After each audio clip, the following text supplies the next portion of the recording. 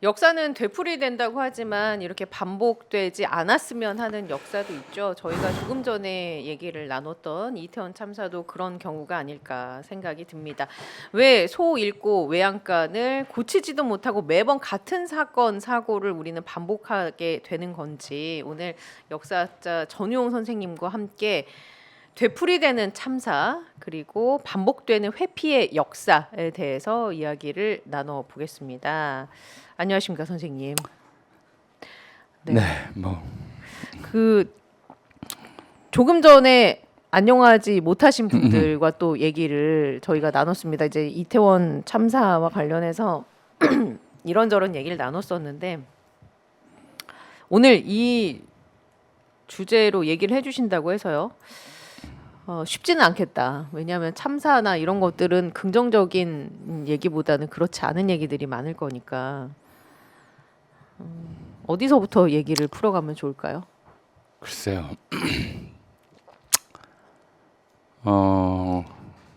우리 참사 뭐 전 세계 도처에서 시시때때로 일어나고 있죠.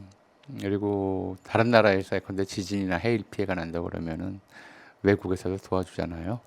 인류 공동체 또는 인류의 발동이다 보통 이렇게 얘기하죠. 네. 전에도 그런 말씀 드렸습니다만은 공동체의 기초 윤리라고 하는 것은 가족 공동체에서 출발해요. 최소 단위이자 가장 기본 단위인 공동체니까. 그리고 가족 공동체의 기본 윤리라고 하는 것은 신체 인식의 윤리가 비슷해요. 신체 인식의 논리라고 굳이 말씀드리자면 예. 가장 신경 쓰이는 부위가 아픈 부위이듯이 그렇죠? 아픈 부위가 가장 신경 쓰이잖아요. 그렇죠. 발가락이 중요한 부위는 아니지만 네. 발가락이 아프면 거기만 신경 쓰이는 그럼요. 것처럼 가족 공동체도 아픈 사람 중심으로 가족이 재편되는 거거든요. 환자가 있는 기간 동안에는 아픈 사람 보살피느라 이제 가족들이 역할도 분담하고 자기 개인적 뭐 일도 좀 변경시키고 노는 것도 자제하고 그러는 거잖아요. 그게 가족 공동체의 기초 윤리라면 이제 국가 공동체, 인류 공동체의 윤리도 다 마찬가지인 거죠. 아픈 사람, 참사를 겪은 사람, 뜻밖의 죽음을 당한 사람, 예. 이런 사람들을 먼저 보살피고 그들을 생각하고 이러는 것들이 기본이란 말이에요. 뭐 대체로 근데 국가쯤 되면 공동체, 국가도 공동체죠. 단위가 너무 커지니까 다양한 좀 반응들이 나올 수 있어요. 그런데도 우리가 그동안 참사를 어떤 식으로 기억해 왔는가 또는 어떤 식으로 묵살해 왔는가에 네네. 대해서 얘기를 좀 해봐야 될 것 같아요. 제가 기억하는 일은 아니지만 제가 아는 가장 큰 참사는 1950년 겨울에 일어났던 국민방위군 사건이에요. 그 무슨 사건인지 저는 잘 모르겠습니다만. 10월 1일 날 이게 국군의 날은 이제 우리가 휴전 예. 383을 넘어 북진한 날이라고 했잖아요. 네. 10월 1일 북진했다가 11월 말쯤 되니까 이제 중국군이 참전을 하고 전세가 불리해지죠. 북한군이 남침해서 이 낙동강 벨트를 제외한 전 지역을 점령한 기간 중에 남한의 젊은이들을 대거 의용군 명목으로 징집을 해서 북한군에 편입시켰죠. 네네. 이 사람들이 나중에 이제 반공포로로 석방되는 사람들에 해당하는데 이 인원도 수십만 명이에요. 근데 이번에 이제 우리가 후퇴해야 될 상황이 되니까 북한 지역하고 남한 지역을 포함해서 젊은 층 또는 중장년층이 놔두면 북한 편이 될 수도 있을 거고 또 이들이 우리의 병력 자원이 될 수 있다고 판단해서 국민방위군이라는 것을 급히 조직을 해요. 예. 좀 북쪽에서 남하하면서 눈에 띄는 사람 젊은이들 중장년들 다 징집하고 남쪽에서도 징집해서 그 인원이 무려 50만 명이 됐어요. 예. 어마어마한 숫자네요. 17세부터 40세까지의 남성은 무조건 징집 대상이었어요. 뭐 피해 있거나 숨어 있었던 사람들은 예외로 치고 50만 명을 징집을 했는데 1950년 11월 겨울이 이제 시작된 때였죠. 근데 50만 명을 먹이고 입힐 그런 준비는 하나도 안 갖추지 않은 상태에서 일단 놔두면 북한군이 될 수도 있겠다 네. 싶기도 하고 또 우리가 모아놓으면 우리 군이 될 수도 음. 있겠다 싶어서 일단 모아놓은 거예요. 그리고 이 사람들을 10,000명 단위로 이제 편제를 해서 후방에 있는 각 부대에 보냈죠. 네. 아주 작은 돈하고 예. 일당 그 당시 돈으로 한 10,000원 정도 해서 이제 보냈는데 예를 들어 진주 훈련 부대에 들어가면 우리가 이 병력을 어떻게 받느냐. 딴 데로 가라. 딴 네. 데로 보내고 또 거기 가면 또 딴 데로 보내고 그래놓고는 이 훈련대 부대들에서는 국민방위군 10,000명을 뭐 일주일 동안 먹였다. 그렇게 이제 또 허위 보고를 하고 허위 문서를 작성해서 중앙에 보내고 이런 일들이 벌어졌어요. 그 사이에 이 겨울 동안에 50만 명의 국민방위군 중에서 당시의 조사에 따르면 당시의 조사예요. 5만 명 최소 5만 명에서 많으면 10만 명까지가 굶어 죽거나 얼어 죽거나 병에 걸려 죽었다. 우리 역사상 없었던 참사죠. 짧은 기간 동안에 불과 3, 4개월 동안에 예. 최대 10만 명. 나중에 한 전쟁이 끝나고 나서 이 통계 조사에 대해서는 편차가 커요. 국방부 쪽 주장은 한 2,000명 미만이다라고 그러고 그래도 아주 보수적으로 잡아도 1만 명 이상이고 최소 5만 명, 2만 명에서 최대 5만 명까지는 사망하지 않았겠느냐. 왜 이렇게 통계가 안 나오냐면 이 국민방위군으로 징집된 사람들 상당수가 북한 지역 청장년이었거든요. 그러니까 이제 연고자가 없다 보니까 예. 또 국내에 연고가 있는 사람들은 중간에 탈영을 해서 고향으로 돌아가고 이럴 수가 있었지만 이 사람들은 돌아갈 수도 없었잖아요. 그래서 사망자 수가 정확한 통계가 안 잡혀요.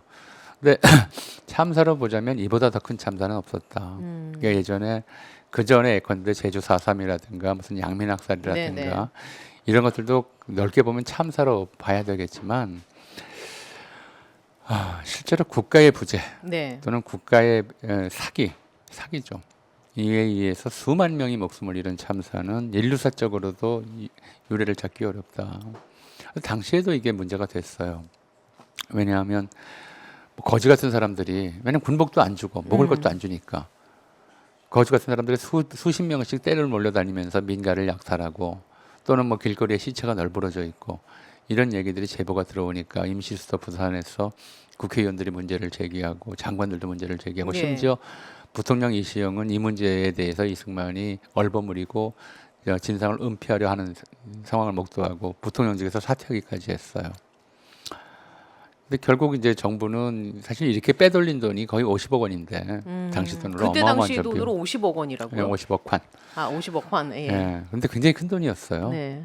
엄청난 돈이었었는데 그걸 다 이제 군인들이 착복을 하고 군인들도 아니에요 사실은 이 국민방위군 사령관으로 임명된 사람은 서북청년단 단장이었다가 당시 대한청년단 단장으로 이제 이름이 바뀐 군대도 안 갔던 사람을 장군 계급으로 네, 나타나주고 방위군 사령관으로 앉혔는데 다 이제 횡령을 하고 그 횡령한 일부를 또 정치인들한테 뇌물로 갖다 바치고 이런 일들이 실제로 좀 국회조사 결과가 당시에 드러났었고요. 이 문제가 결국 정치자금 문제로 이제 비화될 것 같으니까 이제 국민방위군의 현장 당시 책임자들 이 사람들한테 뇌물 받은 사람들은 다 빼고 책임자들 5명만 공개 청소하는 것으로 끝냈었죠. 이게 제가 알고 있는 이제 우리 역사상 옛날부터 지금까지 단군 이래 최악의 참사였다라고 말씀을 드려야 될 것 같아요. 예. 예. 참사가 이렇게 반복이 된다는 건 반복이라고 하기보다는 이건 좀 그야말로 정부의 부정부패, 네. 군의 부정부패 비리. 당신 미군이 이 사실을 알고 얼마나 화가 났었냐면 이승만한테 가서 그랬어요. 이 책임자 처벌하지 않으면 예. 그리고 국방장관 해임하지 않으면 우리 미군 철수해 버리겠다. 이런 정부하고 어떻게 같이 싸울 수 있겠느냐. 그 정도로. 그 정도였어요. 예. 거의 10만 명이 그 당시 조사에 따르면 10만 명의 아까운 목숨을 아무 이유도 없이 굶겨 죽이고 실제로 동상에 걸려서 손발가락 정도 절단한 사람은 한 20만 명 정도 된다고 그래요. 거의 국민방위군으로 끌려간 사람 중에 5분의 2 정도가 예. 성치 못한 상태가 돼버린 거죠. 정말 참담한 사건이었고요. 그 이후에는 이제 참사라고 부르는 것들이 주로 이제 사고들이었죠. 예. 제가 기억하는 이승만 박정희 정권 때는 어떤 사고가 좀 주로 일어났었냐면 나룻배 사고. 나룻배 사고요. 예. 뭐 한 일례로 보자면 이제 문화예술인들이 밤섬에 50년대에 축제하러 네. 가다가 배가 뒤집혀서 한 50여 명의 좀 저명한 문화예술인들이 사망한 사건이 있었고요. 62년도에는 당시에 이제 한강을 건너는 게 한강다리가 제1 한강교라고 불리던 지금의 한강대교 하나밖에 예. 없었어요. 그러니까 1961년도에 강남 지역을 서울에 편입을 해놨어도 오갈 수단이 없었던 거예요. 그래서 나룻배들이 곳곳에서 다녔거든요. 한남동하고 보강동 사이에도 이제 나룻배 운행 구간이 있었어요. 근데 그 당시 나룻배는 큰 목선에다가 앞에 동력선을 연결해서 작은 이제 모터보드 같은 걸 연결해서 네네. 그 힘으로 이제 끌거나 밀고 다니는 거였어요. 근데 이제 이게 좀 불편하다고 해서 안전을 한국 케이블카, 남산 케이블카를 만든 한국 삭도주식회사라는 곳에서 거기에 케이블을 하나 설치를 했어요. 배를 이렇게 매달아서 일종의 노선처럼 케이블 배처럼 만들려고 설치를 예. 했는데 미군이 저 헬기 훈련에 방해가 된다고 그 줄을 낮추라고 그랬어요. 그래서 그 줄이 수면에 거의 붙을 정도로 낮게 걸려 있었는데 한남동 쪽에서 출발하던 나룻배가 이 연결고리가 끊어지는 바람에 네. 그걸 동력선하고 끊겼군요. 분리가 돼 버렸어요. 네. 목선만 주로 예. 남은 거죠. 사람만 타고 그 배의 목선에는 사람만 탄 게 아니라 자동차도 타고 소도 타고 그랬어요. 그러니까 실제로 무게보다 더 나가서 예. 끊어졌던 것 같아요. 이게 배가 흘러내려가다가 이제 이 케이블에 닿은 거예요. 그 수면에 가까이 네네. 내려와 있는 케이블에 닿았는데 배가 자꾸 흘러가니까 이제 승객들이 더 흘러가지 않았으면 좋겠다 싶어서 그 케이블을 잡은 거죠. 네. 근데 그 힘 때문에 오히려 배가 뒤집어졌어요. 아. 그래서 30여 명이 한꺼번에 사망하는 사고들도 일어났었고요. 세월호 참사 이전에도 그 유명한 사건이 이제 김영삼 정권 때 특히 이런 참사들이 많이 났었죠. 뭐 전두환 노태우 정권 때 있었던 이제 카알기 참사, 예. 뭐 또 테러에 의한 참사든 네. 소련의 당시 요격에 의한 참사든 이런 것들도 몇백 명 단위의 피해자를 냈지만 김영삼 정권 때는 이른바 압축성장의 부작용이라고 해서 예. 건설 관련 참사들이 많이 났었죠.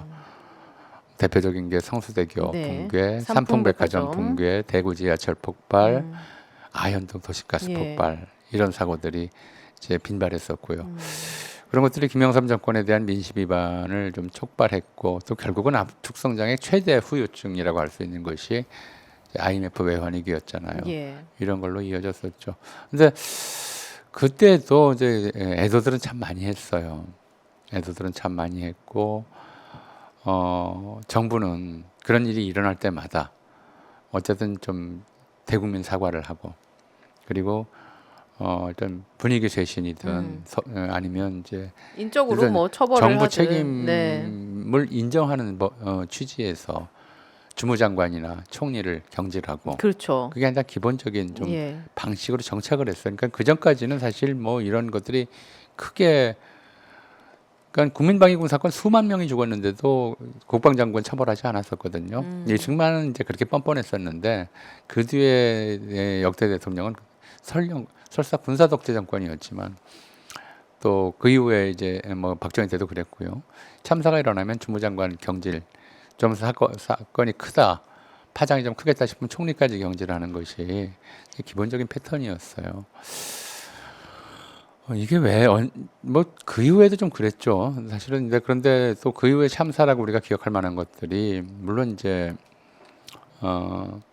요양병원 화재라든가 이런 일도 덜어 있었지만 예. 좀 큰 참사로 기억되고 있는 것들이 이명박 정권 때는 용산 참사. 이제 사망자 수는 많지 않았지만 경찰의 과잉 진압 네. 뭐 이런 것들이 이제 결국 원인이 되었다고 해서 근데 그 당시에는 이제 정부도 서울시도 사과를 하지 않았죠. 예. 유족들에게 잘못을 좀 물어보셨다가 나중에 진상이 밝혀지면서 이제 뒤늦게 사과한 사례였었고요. 세월호 참사 이런 것들이 있었죠. 그래서 역대 참사를 보면 대체로는 정부가 어떤 공동체의 대표잖아요.